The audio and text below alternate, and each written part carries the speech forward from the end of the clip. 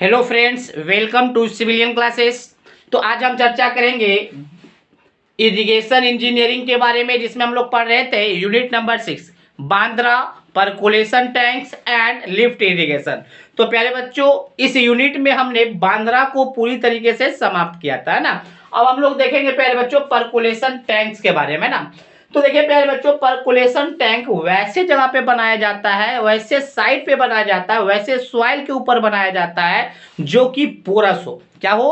Porous हो। देखिए प्यारे बच्चों, क्या किया जाता है, इधर ध्यान से देखिएगा। मान लीजिए प्यारे बच्चों, ये ग्राउंड सरफेस है और यहाँ पे हम क्या बना दिए, परकोलेशन टैंक। हम यहाँ पे क्या बना दिए, परकोलेशन टैंक।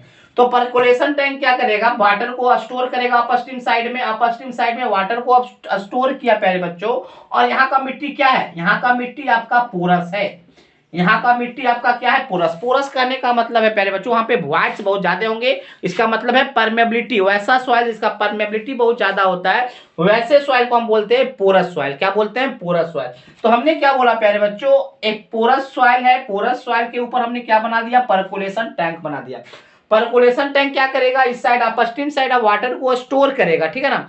अब देखिए प्यारे बच्चों, इसका फायदा क्या होता है, अपस्ट्रीम साइड में वाटर को स्टोर किया और यहाँ पे कैसा सॉइल है, पोरस सॉइल है। तो पोरस सॉइल के थ्रू नीचे जाएगा वाटर। वाटर कहाँ जाएगा, ग्राउंड वाटर में मिल जाएगा। कहाँ मिल जाएगा, ग्राउंड वाटर में मिल जाएगा। यहाँ जो अपस्ट्रीम साइड में जो वाटर है वो ग्राउंड वाटर में जाकर मिल जाएगा, ज्वाइन हो जाएगा और वाटर लेवल को इंक्रीज कर देगा, ग्राउंड वाटर लेवल को इंक्रीज कर देगा। दैट मीन्स उस एरिया में जो कुआं वगैरह होगा, वेल्स वगैरह जो होगा, उसके वाटर लेवल को बढ़ा देगा। जैसे ही कुएं का वाटर लेवल बढ़ जाएगा तो उस वाटर को हम लोग यूज करेंगे as a irrigation purpose.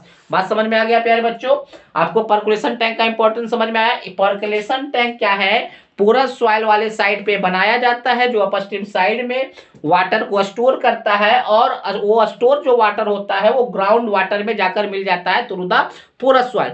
Porous soil में क्या होता है, परकुलेट्स होगा वाटर। परकुलेट्स करने का मतलब क्या हुआ, इंटर करके नीचे जाएगा। ठीक है प्यारे बच्चों, चलिए अब हम लोग देखते हैं यहाँ पर क्या हमने लिखा है बोर्ड पे। इन परकोलेशन टैंक स्कीम, मतलब परकोलेशन टैंक स्कीम में water percolate through soil pores. इसमें वाटर क्या होता है, परकुलेट्स होता है, नीचे जाता है किसके थ्रू, सॉइल पोर्स, मतलब सॉइल के वॉइड के थ्रू, है ना। And joins of ground water, और जो परकुलेट्स वाटर जो हुआ है प्यारे बच्चों, वो ग्राउंड वाटर में जाकर ज्वाइन कर जाता है, मिल जाता है। Thus increase water level in wells on downstream. इससे क्या होता है, डाउन स्ट्रीम साइड में जो वाटर लेवल, डाउन स्ट्रीम में जो वाटर लेवल है उसका बढ़ जाएगा। और अगर कोई डाउन स्ट्रीम में कोई कुआं है तो उसका वाटर लेवल इंक्रीज कर जाएगा। And then this water is used by farmers for irrigation. और कुएं में जो पानी का लेवल जो बढ़ गया है प्यारे बच्चों, उसी का किसान यूज करके इरिगेशन कर लेता है। बात समझ में आया परकुलेशन टैंक का इंपॉर्टेंस। परकुलेशन टैंक एक ऐसा टैंक है जो अपस्ट्रीम साइड में वाटर को स्टोर करता है और वो जो वाटर है ना, सॉइल के पोर्स के थ्रू परकुलेट्स होकर नीचे ग्राउंड वाटर में मिल जाता है और वो ग्राउंड वाटर को इंक्रीज कर देता है, ताकि डाउन स्ट्रीम साइड में जो कुआं वगैरह है उसका वाटर लेवल इंक्रीज कर जाएगा। जैसे ही उसका वाटर लेवल इंक्रीज कर जाएगा तो उस वाटर को यूज कर लेगा किसान, किसके लिए, इरिगेशन पर्पस के लिए। ठीक है ना। Next, for all this process water is to be made store on upper. इस प्रोसेस में देखिए प्यारे बच्चों क्या हो रहा है, water is stored on upstream side. Water कहां पे स्टोर हो रहा है, वो अपस्ट्रीम साइड में स्टोर हो रहा है by constructing small bunds at suitable side. ये देखिए परकुलेशन टैंक क्या है, स्मॉल बंड्स है, मतलब मान लीजिए कि आपका, आप बोल सकते हैं प्यारे बच्चों, क्या कहते हैं, स्टोन का टुकड़ा से बना दिया गया है आपका परकुलेशन टैंक। तो टुकड़ा क्या है, बंड है, टुकड़ा टुकड़ा टाइप क्या है ना। Constructing small bunds and suitable side पे स्मॉल स्मॉल बंड को कलेक्ट करके ये बना दिया गया है ना। In this process no head regulators and no canals are required. प्यारे बच्चों, इस केस में आपको ना तो कोई हेड रेगुलेटर का जरूरत पड़ेगा, जो कि हमने पढ़ा था डैम्स वगैरह के केस में, ना तो आपको कोई हेड रेगुलेटर का जरूरत पड़ेगा, ना तो कोई आपको कैनाल्स का जरूरत पड़ेगा, क्योंकि वाटर लेवल कहां जा रहा है, इनकी कुएं में। अब कुएं से डायरेक्ट पानी यूज कर लेगा किसान, है ना।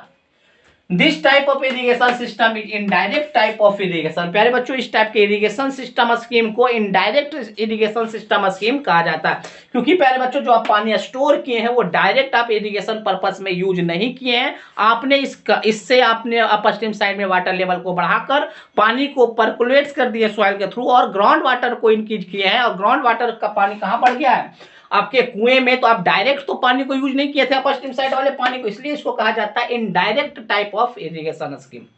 ठीक है ना। अब देखिए, the percolation tanks are constructed where soil is porous. प्यारे बच्चों, ये बात आपको एकदम ध्यान में रखना है कि परकोलेशन टैंक हम वही बनाएंगे जहां पे सॉइल आपका पोरस होगा। अगर सॉइल पोरस नहीं होगा तो वहां का पानी नीचे परकोलेट नहीं कर पाएगा। And it is not possible to construct the big retaining structure. और याद रखिएगा, वैसे जगह पे बनाएंगे ये आपका परकुलेशन टैंक जहां के बिग स्ट्रक्चर हम नहीं बना सकते, जैसा कि डैम्स।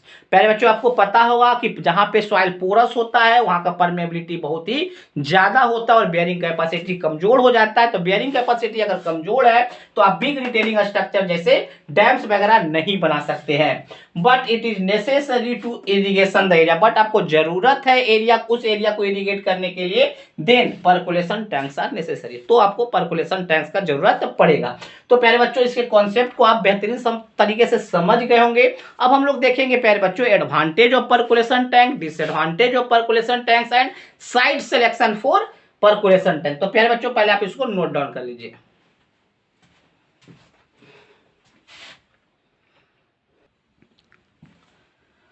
तो प्यारे बच्चों अब हम लोग देखेंगे advantage of percolation tank. Percolation tank का क्या बेनिफिट्स है, क्या एडवांटेज है, हम उसके बारे में चर्चा करेंगे।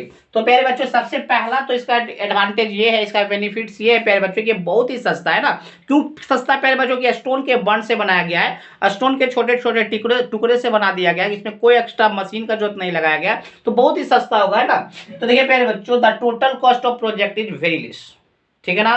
जब इस प्रोजेक्ट को आप बनाएगा तो बहुत ही सस्ते में आपको ये बन जाएगा। इजी कंस्ट्रक्शन, प्यारे बच्चों इसका कंस्ट्रक्शन बहुत ही इजी है। आप छोटे छोटे टुकड़े लाइए स्टोन का और वहां पे रखते जाइए और आपका काम हो जाएगा, है ना। तो देखिए प्यारे बच्चों, इजी कंस्ट्रक्शन में हमने क्या लिखा था, construction of bunds is simple. जो बर्न्स का कंस्ट्रक्शन है प्यारे बच्चों बहुत ही सिंपल है। And hence there is no need for skilled labour and machine etc. और इसमें कोई स्किल्ड लेबर की जरूरत नहीं, कोई बढ़िया से मशीन का जरूरत नहीं है बनाने में। ठीक है ना। रिसोर्सेज यूटिलाइजेशन, देखिए प्यारे बच्चों रिसोर्सेज यूटिलाइजेशन में क्या है कि देखिए जहां पे कोई और अदर टाइप्स के आप प्रोजेक्ट नहीं बना सकते हैं वहां पे आप परकुलेशन टैंक को बनाया जाता है, वो भी नेचुरल रिसोर्सेज को यूज करते हुए। नेचुरल रिसोर्सेज कैसे प्यारे बच्चों, जहां पे हमने क्या बोला था वो यहीं पे बनेगा, ये टैंक वहीं पे बनाया जा सकता है जहां पे आपका क्या हो, पोरस सॉइल है। और पोरस सॉइल के पास तो कोई अदर टाइप्स बन नहीं सकता क्योंकि पोरस सॉइल में बेयरिंग कैपेसिटी बहुत ही कम होता है। बेयरिंग कैपेसिटी बहुत ही कम होता है तो कोई भी बड़ा स्ट्रक्चर आप वहां पे बना नहीं सकते। तो नेचुरल रिसोर्सेज को कैसे यूज करते हैं, तो पोरस जो सॉइल जो पोरस है जिसके कारण हम दूसरा स्ट्रक्चर नहीं बना पा रहे, उसी के प्रॉपर्टीज को हम यूज कर लेते हैं। जो उसका खामी है उसी को हम खूबी में बदल देते हैं। तो उस जो पोरस सॉइल है उसी से हम क्या करते हैं ना, उसके उस पोरस सॉइल से पानी को परकुलेट करके वाटर लेवल में लेकर चले, तो उस पोरस के ही प्रॉपर्टीज को हमने यूज कर लिया, उसके नेचुरल रिसोर्सेज को ही हमने यूज कर लिया जो कि दूसरे स्ट्रक्चर के लिए बेकार था। तो देखिए रिसोर्सेज यूटिलाइजेशन में हमने क्या बोला, the site which are unsuitable for other type of irrigation project. प्यारे बच्चों वैसा साइट जहां पे अदर टाइप्स के इरिगेशन प्रोजेक्ट अनसुटेबल है, जहां पे आप नहीं बना सकते हैं, देन इट इज सुटेबल, तो वहां पे आपको परकुलेशन टैंक सुटेबल होगा। 10 इसीलिए better utilisation of natural resources can be made. और इसमें क्या होता है, नेचुरल रिसोर्सेज का बहुत ही बेटर यूटिलाइजेशन होता है। ठीक है प्यारे बच्चों, चलिए ये था हमारी एडवांटेज। तो हम लोग देखेंगे डिसएडवांटेज ऑफ परकुलेशन टैंक। क्या देखेंगे, डिसएडवांटेज ऑफ परकुलेशन टैंक। तो पहले आप इसको नोट डाउन कर लीजिए।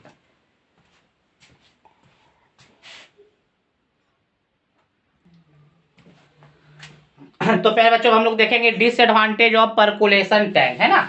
तो देखिए प्यारे बच्चों परकुलेशन टैंक का सबसे बड़ा डिसएडवांटेज क्या है कि इसका इफिशियंसी बहुत ही कम होता है। क्यों, देखिए प्यारे बच्चों परकुलेशन टैंक में हमने क्या बोला था कि मान लीजिए ये आपका ग्राउंड सरफेस है, यहाँ पे हमने परकुलेशन टैंक बनाया। परकुलेशन टैंक क्या करेगा, वाटर को स्टोर करेगा, अपस्ट्रीम साइड में वाटर को स्टोर करेगा और ये वाटर क्या होगा, अपस्ट्रीम साइड से ही पानी परकुलेट्स होकर नीचे चला जाएगा। कहां चला जाएगा, नीचे चला जाएगा। फिर बच्चों जब पानी नीचे जाएगा और हमारा मान लीजिए खेत यहाँ पर है, मान लीजिए इस खेत को हमको इरिगेट करना है, तो क्या जरूरी है कि ये पानी वाटर टेबल के साथ ज्वाइन ही कर लेगा। मान लीजिए ये वाटर टेबल है, ये आपका वाटर टेबल है, दिख रहा है प्यारे बच्चों, ये वाला पॉइंट दिख रहा है आप लोगों को, दिख रहा है ना। तो देखिए ये आपका मान लीजिए ये वाटर टेबल है, तो क्या जरूरी है कि जो हमने पर्कुलेशन टैंक बनाया था और वाटर जो हमने स्टोर किया था वो पानी नीचे वाटर टेबल में ज्वाइन, ऐसा भी तो हो सकता है वाटर पर्कुलेट्स होके वाटर टेबल के पैरेलल चले जाए, वाटर टेबल के पैरेलल चले जाए और वाटर टेबल के पैरेलल जाकर वो वैसे वैसे जगह पे ग्राउंड वाटर में मिल जाए जहां पे हमको इरिगेशन करने का कोई जरूरत नहीं है। तो पहले बच्चों इरिगेशन तो हमको यहाँ करना था और जाके वो वाटर टेबल में कहाँ मिल रहा है, बहुत ही दूर जाकर मिल रहा है। तो दैट मीन्स प्यारे बच्चों इसका इफिशियंसी भी बहुत ही लो होगा। हम नहीं कह सकते कि जितना पानी हमने स्टोर किया था उतना पानी हमारे कुएं में आ गया। तो प्यारे बच्चों पहला है कि लो इफिशियंसी।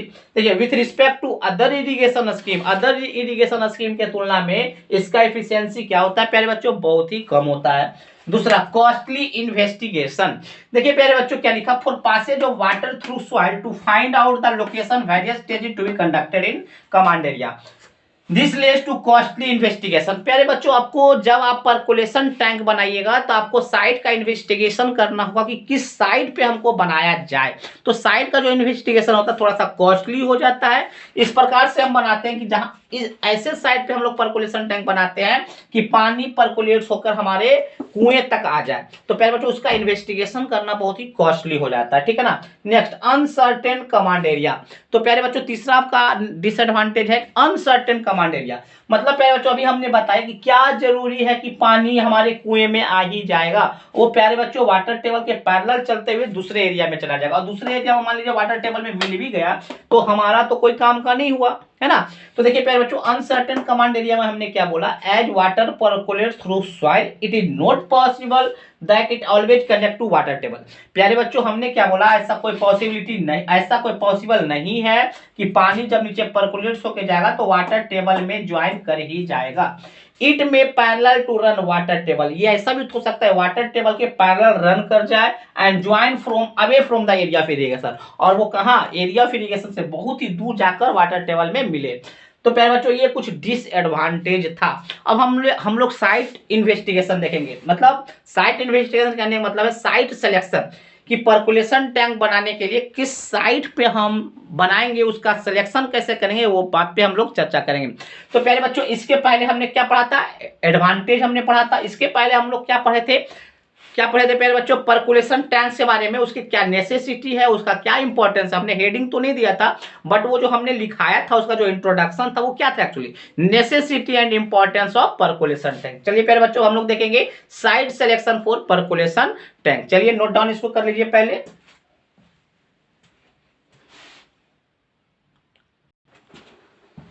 तो प्यारे बच्चों हम लोग देखेंगे site selection for percolation tank, है ना। पर्कुलेशन टैंक के लिए जिस साइड पे हम लोग क्या बनाएंगे, पर्कुलेशन टैंक बनाएंगे, उसका साइट सिलेक्शन कैसे करेंगे उसके बारे में हम लोग चर्चा करेंगे। The following are the requirement of site selection for percolation tank. क्या क्या रिक्वायरमेंट है, सबसे पहला रिक्वायरमेंट है जिस प्लेस पे हम पर्कुलेशन टैंक बनाएंगे वह प्लेस आपका परवियस होना चाहिए, पोरस होना चाहिए, ताकि वो वाटर कहाँ ज्वाइन कर सके, वाटर टेबल में ज्वाइन कर सके। तो पहला देखिए the bed of the tank, tank के नीचे जो बेड होगा, जो बेड मतलब सॉइल जो होगा शुड बी परवियस, कैसा होना चाहिए, परवियस होना चाहिए, उसका परमेबिलिटी बहुत ही हाई होना चाहिए। So that water will percolate, ताकि वाटर पर्कुलेट कर सके and join the water ground water, और ग्राउंड वाटर को ज्वाइन कर सके। Next there should be sufficient number of wells. प्यारे बच्चों हमने क्या बोला, यहाँ पे हमने पर्कुलेशन टैंक बनाया, यहाँ पे अपस्ट्रीम साइड है ना। तो प्यारे बच्चों डाउन स्ट्रीम साइड में जहां पे हमको एरिया को इरिगेट करना है वहां उसके आसपास बहुत सारे कुएं होने चाहिए, सफिशिएंट नंबर ऑफ वेल्स होना चाहिए, ताकि हम कमांड एरिया को हम इरिगेट कर सके। तो प्यारे बच्चों अगर नहीं है, अगर सफिशिएंट नंबर ऑफ वेल्स नहीं है, कुआं नहीं है, तो सफिशिएंट नंबर ऑफ कुएं को खोदिए, बनाइए, है ना।